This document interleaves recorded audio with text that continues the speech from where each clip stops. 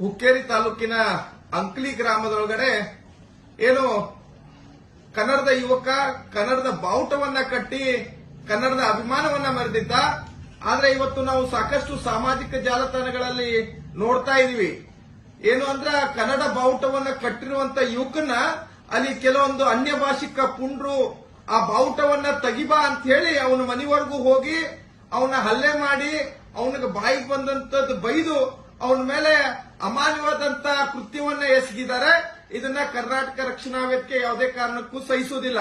ನಿಜವಾಗ್ಲೂ ಆ ಹುಡುಗನ ಒಂದು ಭಾಷಾಭಿಮಾನ, ಆ ಹುಡುಗನ ಕನ್ನಡ ಅಭಿಮಾನವನ್ನ ಇವತ್ತು ನಾವು ಇಡೀ ಕರ್ನಾಟಕದ ಕನ್ನಡಿಗರು ಮೆಚ್ಚಬೇಕಾಗತ್ತೆ.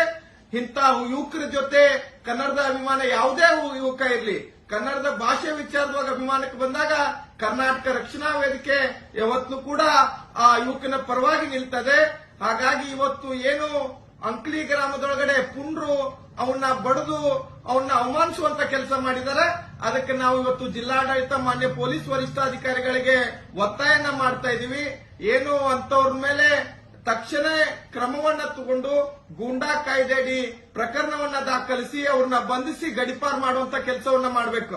ಇಲ್ಲ ಅಂದ್ರೆ ಅಂತವ್ರೇನಾದ್ರೂ ಇಲ್ಲಿರೋದ್ರಿಂದ ಇಡೀ ರಾಜ್ಯ ಅಶಾಂತಿ ಆಗ್ತದ, ರಾಜ್ಯದೊಳಗಡೆ ಕಾನೂನು ಸುವ್ಯವಸ್ಥೆ ಧಕ್ಕೆ ಬರುವಂತ ಕೆಲಸ ಆಗತ್ತ. ನಾವೆಲ್ಲರೂ ಕೂಡ ಆ ಯುವಕನ ಪರವಾಗಿ ನಿಲ್ಕೋಬೇಕಾಗತ್ತೆ.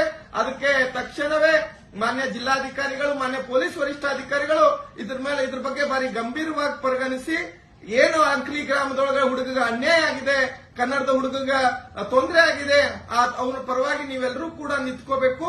ಇಲ್ಲಾಂದ್ರೆ ಕರ್ನಾಟಕ ರಕ್ಷಣಾ ವೇದಿಕೆ ಇಡೀ ರಾಜ್ಯದ ಕಾರ್ಯಕರ್ತರು ಅಂಕಲಿ ಚಲೋ ಕಾರ್ಯಕ್ರಮವನ್ನು ಹಮ್ಮಿಕೊಳ್ಬೇಕಾಗತ್ತೆ. ಬೆಳಗಾವಿಯಿಂದನೂ ಕೂಡ ನಾವು ನೂರಾರು ಸಂಖ್ಯೆಯಲ್ಲಿ, ಸಾವಿರಾರು ಸಂಖ್ಯೆಯಲ್ಲಿ ಹುಕ್ಕೇರಿ ತಾಲೂಕಿನ ಅಂಕ್ಲಿ ಗ್ರಾಮಕ್ಕೆ ಹೋಗಿ ಆ ಯುವಕನ ಪರವಾಗಿ ನಿಂತ್ಕೊಂಡು ಅಲ್ಲಿ ಪುಂಡ್ರಿಗೆ, ಅಲ್ಲಿಯ ಪೋಖರಿಗಳಿಗೆ ಸರಿಯಾದ ಪಾಠವನ್ನ ನಾವು ಕಲಿಸಬೇಕಾಗತ್ತೆ ಅಂತ ಈ ಸಂದರ್ಭದಲ್ಲಿ ಹೇಳ್ತಾ ಇದೀವಿ.